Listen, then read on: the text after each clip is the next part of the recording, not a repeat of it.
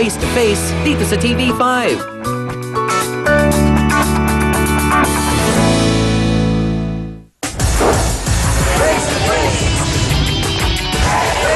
Pinalayas na nga siya, iniwan pa ang bata sa taong pinagkatiwalaan niya para maging yaya.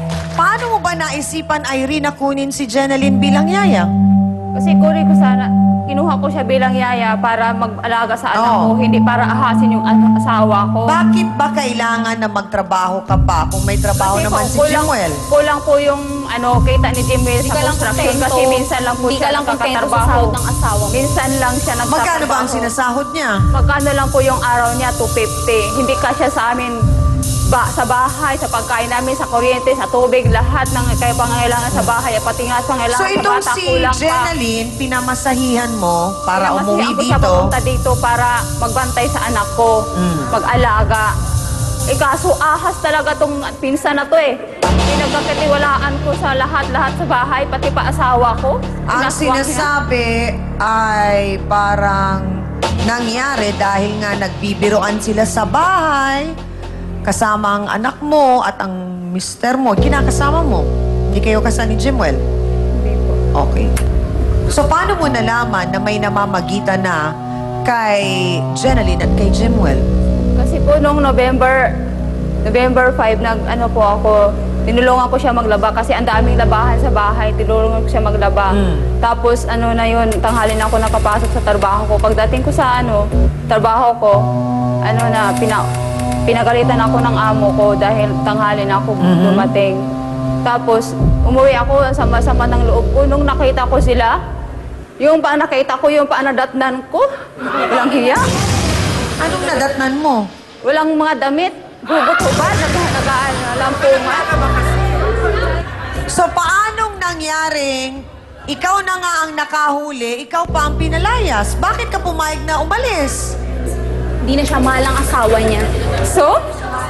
Kahit Talaga. hindi naman ako katulad mo ng akala mo. Irene, pakinggan mo yung tinatanong ko. Bakit ka pumayag na umalis at iniwan mo yung anak mo? Gusto ko kunin yung anak ko kaso ayaw nila Hindi mo ibigay kaya dahil hindi alagaan nila ang anak ayaw. mo. Kaya ko alagaan ang anak ko, Kaya kaya mo nga ako pinalagaan nagtrabaho sa amin para eh. sa kanya eh. Kung pinalayas ka, saan ka nakatira ngayon? Doon po ako sa kapatid ko nakatira.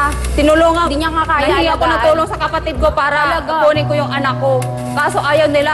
Gusto talaga nila magpatayan talaga kami bago nila na ibigay yung anak sa akin. Anak ko na yun Pero hindi ko sa'yo Jeneline, siya ang may karapatan doon, siya ang Ako may nanay. karapatan nun dahil ako ang ina. Ako na po nagpalaki sa bata. Sabihin mo, nga pamahal Oo nga, pero hindi ibig sabihin na Anak ko porket yun eh. ikaw ang nagpalaki, ikaw ang may karapatan sa bata. Kasi hindi naman ikaw ang tunay na ina. Paano yun? Napamahala po sa akin yung bata. Kahit napamahal na anak ko sa'yo, hindi mo yun anak. Try Alam nyo, mo try yun. nyo. Hindi mo yun anak. Sa akin yun ang galing. Okay, maghunos dili tayo mga kasawsawan. So, gaano nakatagal sa kanila ang bata? 5 years na po, kahit anong kuha ko sa kanila, ayaw nila ibigay. Humingi ka na ng tulong sa barangay? Kahit humingi pa ako ng tulong sa barangay, kahit kumuha pa ako ng pulis, hindi talaga nila ibigay dahil sa kanila daw yun, sa napamahal daw sa kanila. Dahil sabi ko, kaya alagaan. Paano mo Anak ko natiis yun. yun? Minsan po, kinukuha ko yung anak ko pag naglalaro, kinukuha ko siya. Alam nung bata na ikaw ang nanay niya? Opo, sinasabihan ko siya nga ako ang nanay mo, hindi yung yung madrasta mo. Madrasa, hindi ako naging madrasa sa anak mo. Okay, so, anong hindi? Anong hindi? Ako ang tunay na nanay nun. So yung bata, hindi niyo ba naisip na nalilito, naguguluhan, Irene? Sabi po ng anak ko, sabi niya, ikaw mama ko. Bakit sino si tita? Sino si mama Jeneline? Sabi ko, yaya mo lang yun, hindi mo yun mama. Mas kamukhang yaya sa ating dalawa. Tinan mo Kasi ang bakit? itsura Sino mo. buhay tsura? Pero hindi ho ba parang attorney ang nangyari? Masasabi bang kidnapping ito? Yung ginawa ni Jeneline at ni Jemuel na kinuha at dinala nila yung bata at nilayo sa nanay?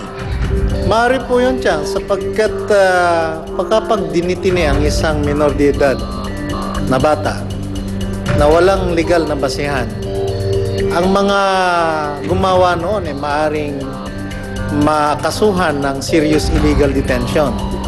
Ang pinakamabilis na pwedeng gawin nitong ina ngayon ay tumakbo sa hukuman at mag-file ng petition for habeas corpus.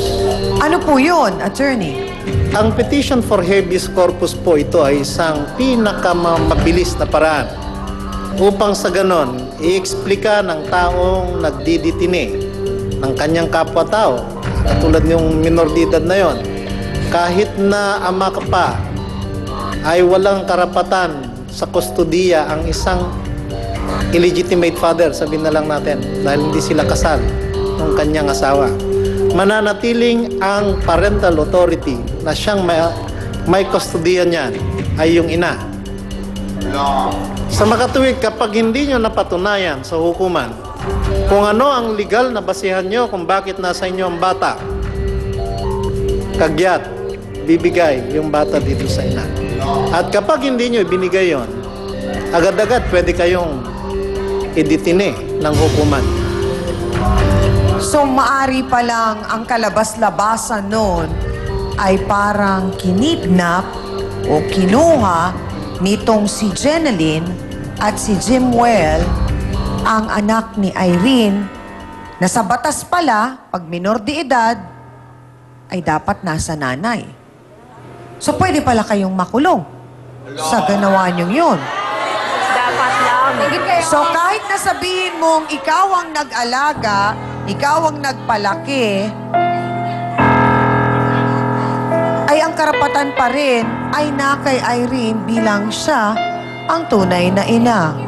Mga kasawsawan, boto na nga muna kayo.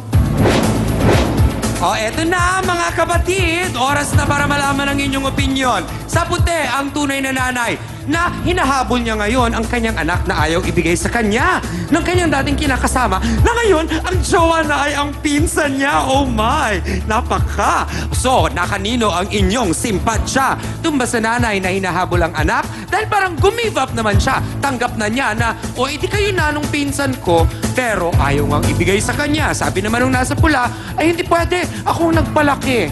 Nakinig ba kayo kay attorney? Kung nakinig kayo kay attorney, alam nyo na kung ano ang inyong boto. Taas ang mga placards na yan.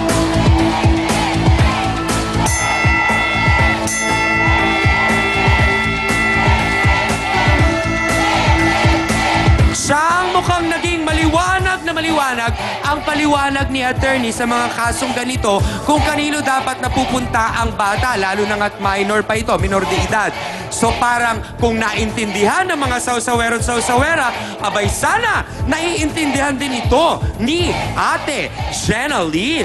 Yan ang ating botohan. Siya po ang kapatid na awang-awa kay Irene dahil sa sinapit nito at masama rin ang loob niya sa ginawa ng bayaw niyang hilaw at sa pinsan nilang si Jeneline. Narito po para ipagtanggol si Irene, si Francis Lumosad. Pasok!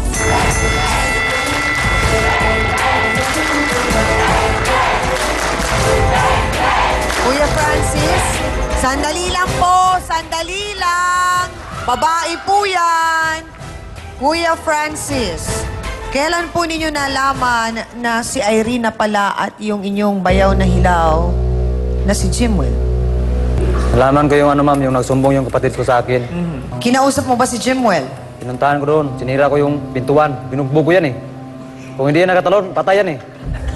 Saksakin ko sana yan eh. Ano pong paliwanag ni Jimwell? Bakit niya iniwan ang kapatid mo? Anong sabi niya? Hindi siya nakapaliwanag sa akin, ma'am, dahil hindi ko na nakapaliwanag pa sa akin. Sabi ko ngayon kung mapag-usapan pa ba to. Ang iba pa hong saloobin ni Kuya Francis at siguro yung kanyang gustong malaman na paliwanag nitong si Jimwell kung bakit niya nagawang iwan ang kapatid nitong si Irene. Yan ang pakakaabangan natin sa pagbabalik po ng Face to Face. So bakit mo pinalaya si Irene? Pinalayas ko siya po kasi hindi ko na siya gusto po eh. Malaki ka? Ang tibay ng mga binitawang salita ni Jimwell. Kapanamukha mo. Facebook sausawa na mga kapatid, Enelra Olirum Sedna I love you, Chang Ami, for making this program because it shows the different people na may different problems in this world. But no matter how hard those problems are, there is always a solution. More power and God bless.